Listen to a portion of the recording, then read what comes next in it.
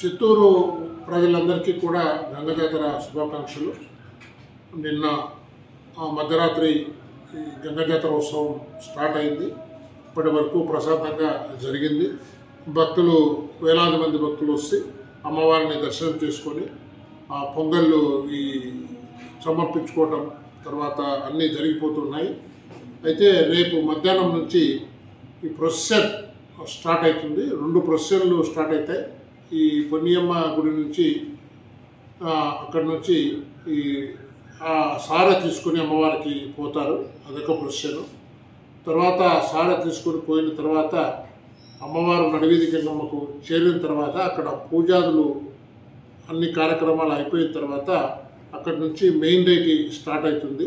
ఈ చందనా సర్కిల్ అంటే సింధు సర్కిల్కు అక్కడికి రావటం జరుగుతుంది.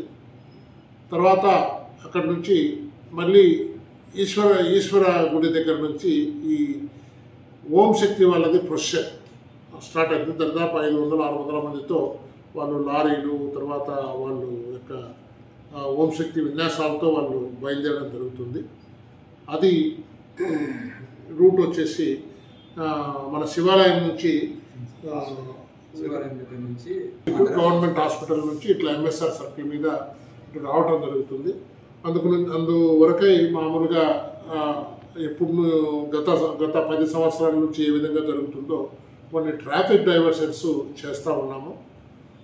ఆల్రెడీ ఈ పట్టణంలో నిన్నటి నుంచి కూడా తెల్లవారుజామున నుంచి కూడా భారీ వాహనాలు లారీలు కానీ ట్రక్కులు కానీ అన్నీ కూడా చిత్తూరు టౌన్ లోపలికి రాకుండా రెడ్డిగుంట జంక్షను, తర్వాత ఇరువారం జంక్షను, తర్వాత Kanipakam junction, Murakambattu section, Kattamanchi Y junction నుంచి సాంబాయకంటగా జంక్షన్ మీదుగా మళ్లించడం జరిగింది. అంటే అవుట్స్కట్స్లోనే పోతున్నాయి. ఎటువంటి అంతరాయం లేకుండా మా ట్రాఫిక్ సిబ్బంది పోలీసులతో సహా అది పక్కా అమలు చేస్తూ ఉన్నాం.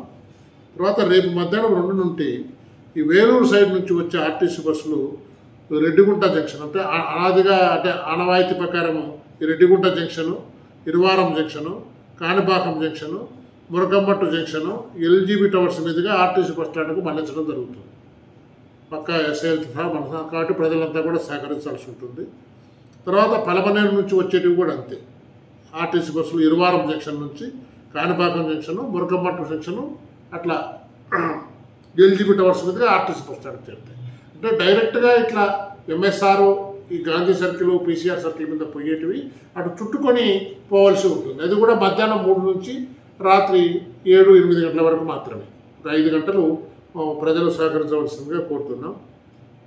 ఆల్రెడీ పుత్తూరు నుంచి వచ్చే బస్సులు ఆల్రెడీ ఈరోజు మార్నింగ్ నుంచి కూడా డైవర్షన్ పెట్టడం జరిగింది.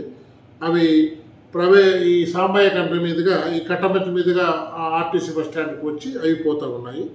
ప్రైవేట్ బస్సులు మాత్రం పలమనేరు మీదుగా వచ్చే వాహనాలు ఇరువారం జంక్షన్ వరకు మాత్రమే అనుమతించబడతాయి. అక్కడ నుంచి ఇరువారం జంక్షన్ నుంచి వాపసు వెళ్ళడం జరుగుతుంది. ఈ లైట్ మోటార్ వాహనాలు, కార్లు, ఆటోలు, ద్విచక్ర వాహనాలు ఈ ఎల్జీబీ టవర్స్ దగ్గర నుంచి Dargah junction, court junction, RTC bus stand ఫ్లైఓవర్కి మాత్రమే అనుమతించడం జరుగుతుంది. ఈ జాతరను విజయవంతంగా నిర్వహించేదానికి ప్రజలందరూ పోలీసు వారికి సహకరించవలసిందిగా విజ్ఞప్తి. అక్కడక్కడ ఈ డైవర్షన్స్ గురించి మేము ఫ్లెక్సీలు కూడా వేస్తూ ఉన్నాం. ఒక్కొక్క డైవర్షన్ పాయింట్లో ఎస్ఐలతో సహా మీకు ప్రజలందరికీ కూడా మార్గం మేము ఏ విధంగా పోవాలో క్షుణ్ణంగా తెలియజేయడం జరుగుతూ ఉంది.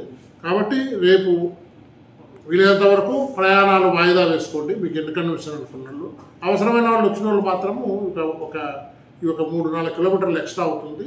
దాని ఇన్కన్వీనియన్స్ బేర్ చేయవలసి ఉంటుంది. Thank you.